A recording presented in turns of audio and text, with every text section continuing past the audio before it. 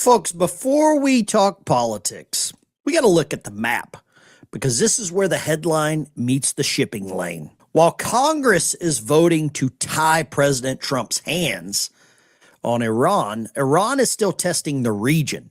And what you're looking at right here is one of the most dangerous cities in the world. This is where a lot of corruption starts, stops, continues, and ruins American lives, as well as the lives of people around the world. And we're talking Washington, D.C. I know Iran is in the news right now. I know the Strait of Hormuz is in the news right now. I know Ukraine and Russia and St. Petersburg and Kiev. But this is where the corruption starts, grows, and continues. And it doesn't look very swampy because of all the concrete, but it is full of swamp creatures. And the swamp creatures have reared their ugly heads once again. While Congress is voting to tie President Trump's hands on Iran, Iran is still testing the region. Kuwait's airport was hit. The Strait of Hormuz is still under the pressure valve. And that is what's happening right now. American forces are still operating in one of the most dangerous choke points on Earth. Well, how about this? Breaking today in Southern California, a tech executive arrested and set to make a court appearance any moment now. He is accused of sending secret shipments to Iran's military and nuclear program. And now the Justice Department says a U.S. Iranian tech CEO was allegedly moving American networking and encryption equipment into Iran's military and nuclear ecosystem. So let me ask the question nobody in Washington wants to answer. Why is Congress sending a signal of hesitation at the exact moment Iran is looking for hesitation? Because Tehran watches Washington. They watch CNN. Beijing watches Washington. They watch MSNBC. Moscow watches Washington. They probably watch Fox News. And when America blinks, the bad guys do not see constitutional debate. They see an opening. This article came out yesterday. This is how it all unfolds. This is not just another Washington story. This is not just another House vote. This is not just another, handful of rhino Republicans having a philosophical debate about war powers. This is the Persian Gulf. This is Kuwait. This is the Strait of Hormuz. This is where oil moves, where U.S. forces operate, where Iran tries to turn geography into blackmail, and where weakness gets expensive real fast. Now, here's what happened. The House just passed a war powers resolution aimed at restricting President Trump's ability to continue military action against Iran. The vote was 215 to 208. 6 Republicans joined Democrats, and the media is going to package this as Congress standing up to Trump. Now, let me be fair for a second. Congress absolutely has a constitutional role in war. And that's the reason they didn't pass an actual war resolution for Vietnam or Korea. And we're talking going all the way back to World War II. That is not controversial. The Constitution gives Congress the power to declare war. The president is the commander-in-chief. There's supposed to be tension there. There's supposed to be debate. There's supposed to be oversight. I agree with that principle. But here's where I get off of the boat.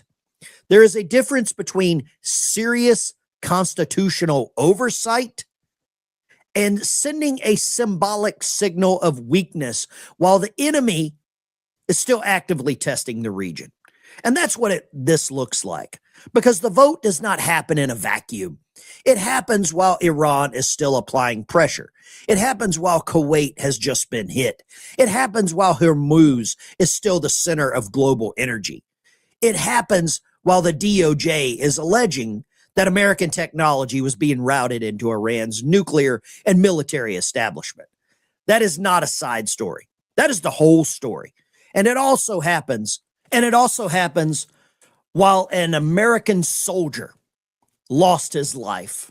The U.S. Department of Defense has identified the soldier by the name of Sergeant Devin A. Siebel of Robinson, Texas, serving with the Air Ambulance Company, 2nd Battalion, 4th Combat Aviation Brigade, based out of Fort Carson, Colorado. He lost his life while serving his country in Kuwait because of an Iranian attack on the Kuwait International Airport.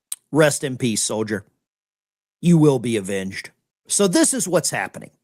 And while all of this is unfolding, we have Congress playing games. They can't do anything to secure our own borders.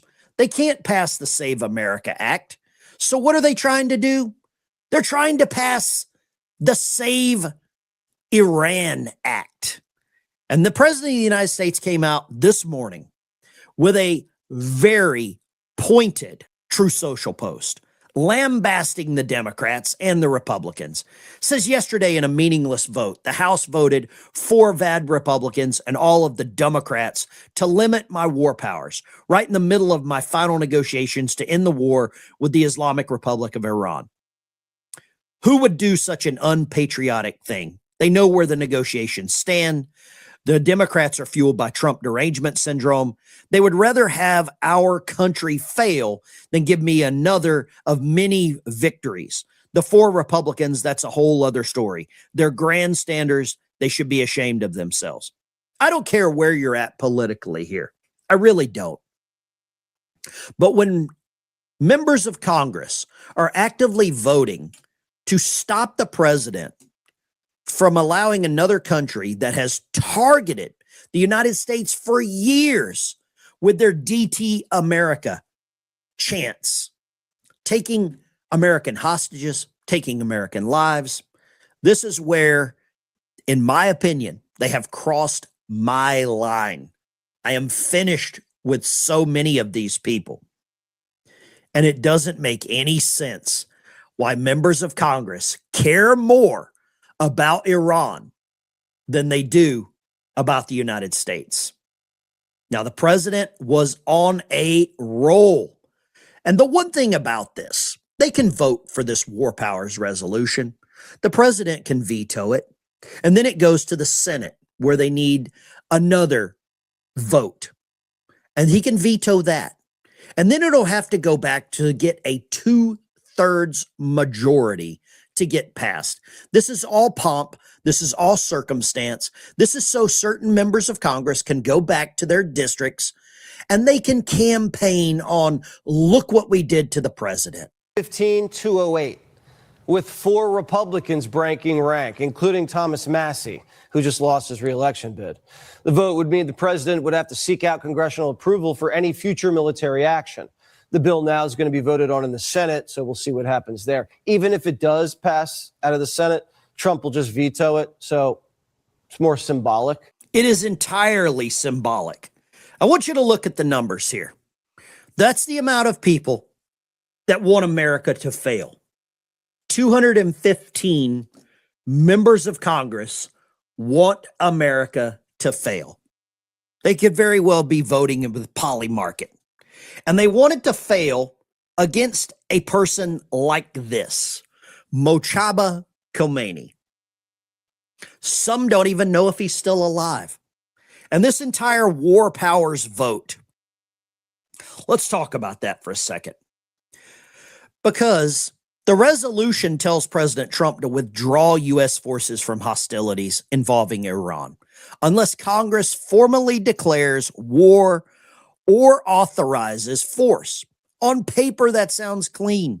It sounds constitutional. It sounds responsible. But in practice, this thing is largely symbolic. You heard Massie. He voted for it. I'm sure this wasn't because he lost a primary. If it clears the Senate and survives the politics of a presidential veto, even conservative commentators are pointing out that if it gets to Trump's desk, he can veto it. So now the question becomes, what was the point? Was this actually changing military policy? Or was this about sending a political message? Or was this about getting onto The View so they can go and spew more hatred? Because if it is a political message, then we need to ask, who else is receiving that message? I'll tell you, Iran is receiving it. China's receiving it. Russia's receiving it. Every hostile power that watches America is receiving that message. That's the problem here. And when you have organizations like the Wall Street Journal coming out with articles like this, and when you're dealing with a regime like Iran, signals matter. You do not have to love every decision that the president makes to understand the basic fact. Deterrence is partly about capability. It's also about perception. Does the enemy believe you have the will to act? Does the enemy believe your political system will hold under pressure? Does the enemy believe that if they push, America will push back? That's the game.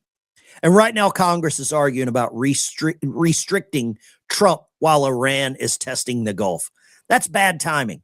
That's not strategy. That is Washington stepping on a rake and calling it oversight. Now, here's the other big thing that I ran into. And I want to show you this. This is another unfounded article by a, quote, anonymous source. Anonymous source tells me we could have made it up. And this source is unnamed. It just says tells aides. It's a Wall Street Journal again. Trump tells aides that he won't resume all-out war with Iran unless U.S. troops are killed. Well, we just know what happened to that soldier in Kuwait. I think it is vile. I think it's disgusting. I think it's borderline treasonous for a news organization to run some Tokyo Rose and Hanoi Jane article like this, because this is a problem. And this is what we're seeing with the news media across the United States. They continue to put out unfounded, unconfirmed articles like this, just trying to divide us. And that is how coercive that these organizations are. They're almost like a regime within a regime. Because if you make people nervous like this, that's all it does. It just sows doubt. It sows seeds of doubt that we don't need. Well, let's move along to this next story. A U.S. Iranian CEO arrested for sending American tech to Iran's military and nuclear programs. A guy by the name of Jamshid Gomi, 63-year-old dual U.S. Iranian citizen. And you know what I think about that. He is a CEO of a Tehran company. He allegedly bought a sophisticated networking and security organization and sent a lot of cash to Iran. And I'm going to play this for you. Lives in this mega mansion in California. And they perp walked him out. And this is how some of this information has made it to Iran. This is how they have gained technology. This is how they have gained access to maybe things that we don't want them to have to use against American citizens. And I'm glad to see this guy getting walked out. And apparently, this is not the only instance of this. We've got more information now with the Department of Justice. They have been very busy. They have indicted the Southern Poverty Law Center for funneling $4.1 million. That's tax-free dollars because they're a nonprofit, to hate group insiders like the KKK, the Aryan Nation. Prosecutors are now saying that they funded rally transport to the infamous Charlottesville event. That's the event that the certain people tried to pin on the president of the United States whenever he said there's good people on both sides. And the entire lawsuit is here. All of the documents, the United States of America versus the Southern Poverty Law Center. This is an organization that has been painted as what I would call virtuous, and now those virtues are running out. That organization is going to be investigated to the fullest. In other news today, Hezbollah, their leader, Naim Qassem, is expected to give a speech at 3 p.m. today. I would fully expect half of the world and part of Israel to know exactly where this speech is at. And this could very well be a really good opportunity to maybe cut the head off the snake. That's what we could see today. This is the soldier that lost his life. They're in Kuwait due to an airstrike. There are radical groups that are causing these things to happen. There's Hezbollah, there's Hamas, there's the Yemenis, there's the Taliban. And this should not have happened. And I hope every member of Congress takes a moment to look at this. Now, the defenders of this war powers vote will say, Ben, you're wrong. This is about preventing another endless war in the Middle East. Fair point. Nobody wants another endless war. I don't want American sons and daughters thrown into another open-ended conflict. I spent 20 years in uniform. I know exactly who pays the bill when Washington gets stupid with a capital T. It's not the cable news panel. It's not the think tank. It's not the politician giving a speech. It's the young American standing watch at 0300 while everybody is sleeping. So yes, Congress should ask hard questions. What's the mission? What's the objective? What's the end goal? What are the rules of engagement? How do we protect American forces? How do we prevent mission creep? Those are all valid questions. But here's the mistake. You do not answer those questions by broadcasting hesitation to Tehran in the middle of an active pressure campaign. You do not secure sea lanes with wishful thinking. And you do not stop a bully in the hallway by announcing to the whole school that you're still debating whether the hall monitor is allowed to do his job. That's weakness dressed up in procedure. So here's the bottom line. Congress has a role. The Constitution matters. Oversight matters. Timing matters too. And this timing cannot be worse. Iran is testing Kuwait. Iran is pressuring Hormuz. Iran is watching American politics. The Department of Justice is alleging American technology was being funneled into Iran's military. And in the middle of all that, the House sends a message that Trump's hands should be tied. That's why the thumbnail says Congress blinked. Not because Congress asked questions. They should ask questions. Congress blinked because they chose this moment, this exact moment, to tell Iran that America's political class may not have the stomach for pressure. And folks, regimes like Iran know how to read that. They read division. They read delay. They read weakness.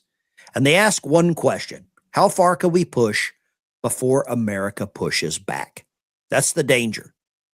This is about preventing a bigger one. Sometimes the way you avoid war is by making sure the enemy knows exactly where the red line is. The map doesn't lie. Iran is probing. Congress is posturing. Trump's trying to hold a ceasefire without handling Tehran a victory. And the rest of the world is watching to see what America does. That's the real story. That's what the media is missing. Thank you for tuning in. I'm Ben Dykes, Christian, veteran, and a little angry today at members of Congress. Thank you for watching. Subscribe if you want clear, direct breakdowns of what these headlines really mean. Because the media sees the smoke, but we're looking directly into the fire. See you in the next one.